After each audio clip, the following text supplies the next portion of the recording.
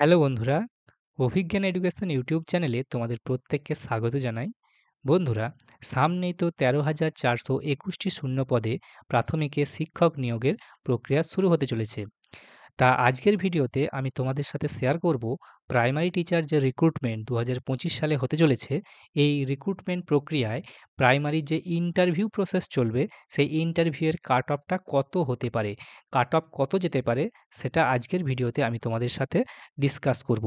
তোম কাজেই তোমরা যারা প্রাইমারিতে ইন্টারভিউ দিতে চলেছ, আজকের ভিডিওটা তোমাদের জন্য ভীষণভাবে গুরুত্বপূর্ণ হতে চলেছে।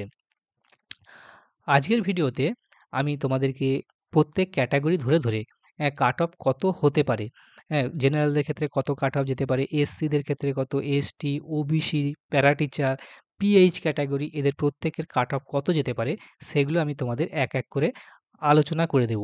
সেই সাথে কোন কোন বিষয়ের উপর কাট অফটা নির্ভর করে, হ্যাঁ, যে মেন বিষয়গুলো রয়েছে সেই বিষয়গুলো তোমাদের সাথে আমি আলোচনা করব, তোমাদের জানিয়ে দেব। তাহলে তোমরাও একটা ডিসিশন নিতে পারবে এবং সেই সাথে তোমরা জানতে পারবে তোমাদের একাডেমিক কত থাকলে তুমি সেফ জোনে আছো বলে মনে করা হবে। অর্থাৎ তুমি নিশ্চিন্ত থাকতে পারো যে তোমার একাডেমিক এত রয়েছে, তাহলে তুমি মিনিমাম নাম্বারটুকু পেলেই তুমি সিলেক্ট হওয়ার তোমার সম্ভাবনা থাকবে। সেটা আমি তোমাদের সাথে আজকে শেয়ার করব। তো চলো ভিডিওটা শুরু করি। নমস্কার, আমি হচ্ছি Joydeb sir, assistant teacher under the government of West Bengal. আমি নিজে টেট ২০১৭ থেকে ইন্টারভিউ দিয়েছিলাম এবং একজন সিলেক্টেড ক্যান্ডিডেট। আমি ইন্টারভিউ 9.7 পেয়েছিলাম 10 এর মধ্যে। তো আমার একটা অভিজ্ঞতা রয়েছে, আমি সেই অভিজ্ঞতাটা তোমাদের সাথে শেয়ার করব পরের ভিডিওতে। আমি নিজে টেট ২০২২ এবং টেট ২০২৩ও কোয়ালিফাইড।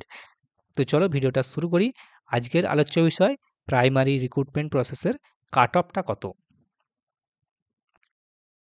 দেখো, প্রথম প্রশ্নটা হচ্ছে কাট অফটা কত যেতে পারে। এই যে সামনে ইন্টারভিউ হতে চলেছে, এই কাট অফ কত যেতে পারে। দেখো, কাট অফটা কত যাবে এটা মূলত নির্ভর করে যে বিষয় দুটোর উপরে।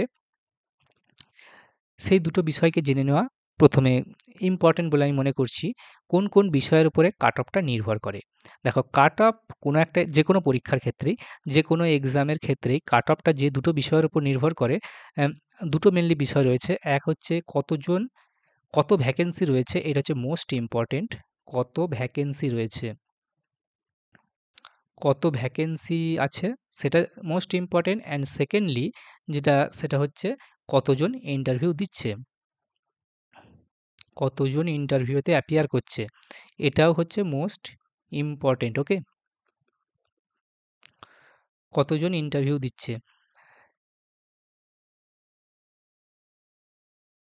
দেখো, স্বাভাবিকভাবেই ভ্যাকেন্সিটা যদি বেড়ে যায়, ভ্যাকেন্সিটা যদি বেশি, অনেক বেশি ভ্যাকেন্সি দিত, যদি ২৫,০০০-এর মতন যদি ভ্যাকেন্সি দিত, হ্যাঁ, তার যে কাট অফ হতো সেটা আমি আমাদের চ্যানেলে একটা ভিডিও করে দিয়েছিলাম।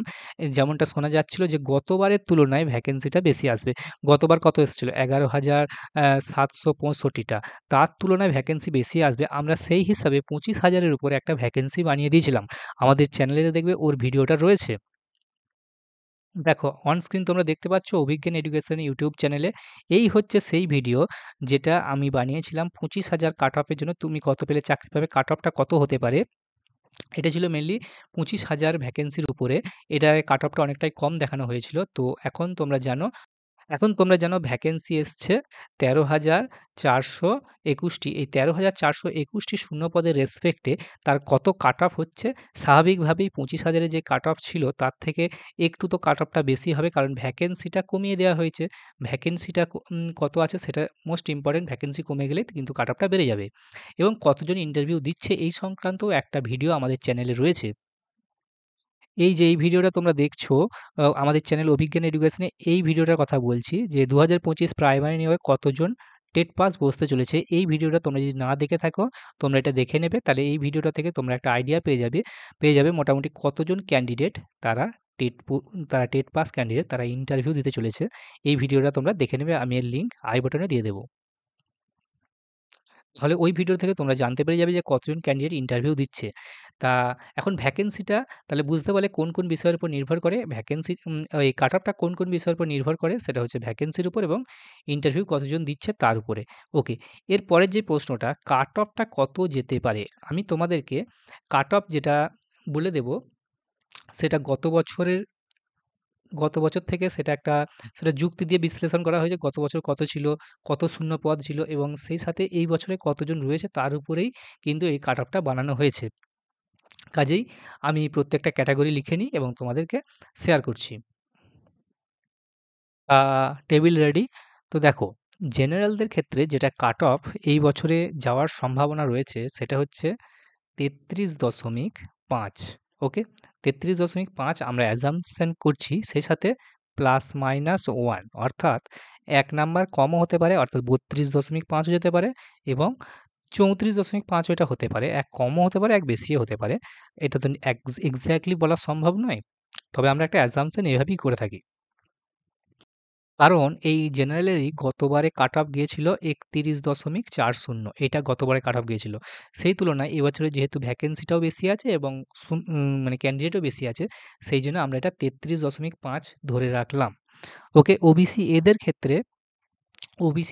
ক্ষেত্রে আমরা ৩২ ধরছি এবং সবই +-1 হবে কারণ ৩২ আমরা কাট অফ মোটামুটিভাবে ধরে রাখতে পারি। ওবিসি বিদের ক্ষেত্রে ৩১.৫। ওকে? ৩১.৫ মনে করা হচ্ছে। এরপর রয়েছে এসসি শিডিউল কাস্ট। শিডিউল কাস্টে তো অনেকেই কম যায়। শিডিউল কাস্টের ক্ষেত্রে গতবারে ২৭.৪০ গিয়েছিল। এইবারেতে মনে করা হচ্ছে যে ২৯.৫ এবং এগুলো ৩ দশমিক পর্যন্ত নেওয়া হয়। দশমিকের পরে ৩ ঘর পর্যন্ত নেওয়া হয়ে থাকে। মনে করা হচ্ছে এসসিদের ক্ষেত্রে ২৯.৫ কাট অফ যেতে পারে এবং এসটিদের ক্ষেত্রে মনে করা হচ্ছে এটা ২৮.৫ যাওয়ার একটা সম্ভাবনা রয়েছে। কারণ এসসি, এসটি মোটামুটি কাছাকাছি থাকে। ১ নাম্বারের গ্যাপ থাকে। এরপর আসছি পিএইচ অর্থাৎ ফিজিক্যালি যারা চ্যালেঞ্জ, ফিজিক্যালি হ্যান্ডিক্যাপ তাদের ক্ষেত্রে এটা মনে করা হচ্ছে ২৫ থেকে ২৬ এর মধ্যে এটা থাকতে পারে।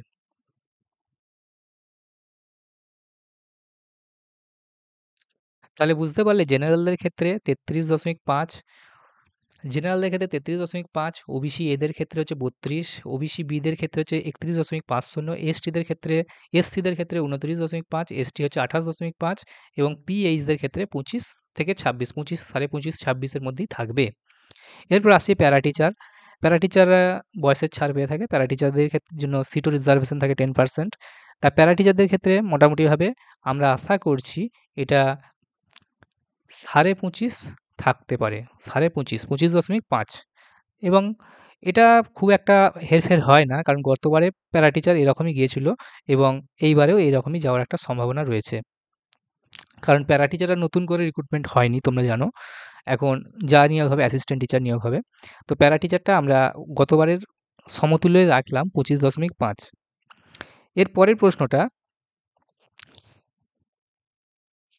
এর পরের প্রশ্নটা হচ্ছে মোস্ট ইম্পোর্টেন্ট যে তোমাদের একাডেমিক কত থাকলে তুমি সেফ জোনে আছো এমনটা মনে করতে পারো। দেখো যে সমস্ত ক্যান্ডিডেট তাদের একাডেমিক যাদের মোটামুটি ২৫.৫ থেকে ২৫.৫ এর উপরে রয়েছে সেই সমস্ত ক্যান্ডিডেটরা তোমরা নিশ্চিন্ত থাকতে পারো। তোমরা মিনিমাম নাম্বারটুকু পেলেও তোমরা মিনিমাম যদি মোট তো ১০ রয়েছে ৫ আর ৫ করে এখানে অ্যাপটিটিউডে ৫, ইন্টারভিউয়ে ৫ রয়েছে, অ্যাপটিটিউডে ৫ রয়েছে। তোমরা যদি এখানে ৩ আর ৩ এ ৬ ও পেয়ে যাও না, তোমাদের একসাথে কিন্তু ৬ যোগ করলে তোমরা আরামসে কিন্তু উতরে যাবে। তোমরা যদি জেনারেল ক্যাটেগরিরও ক্যান্ডিডেট হয়ে থাকো।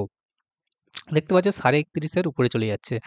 কাজেই যে সমস্ত ক্যান্ডিডেটের একাডেমিক ২৫ প্লাস রয়েছে, ২৫.৫ প্লাস তারা নিশ্চিন্ত থাকতে পারো। তোমরা কিন্তু একটা করে চাকরি তোমরা পেতে চলেছ West Bengal board of primary এডুকেশনের তরফ থেকে।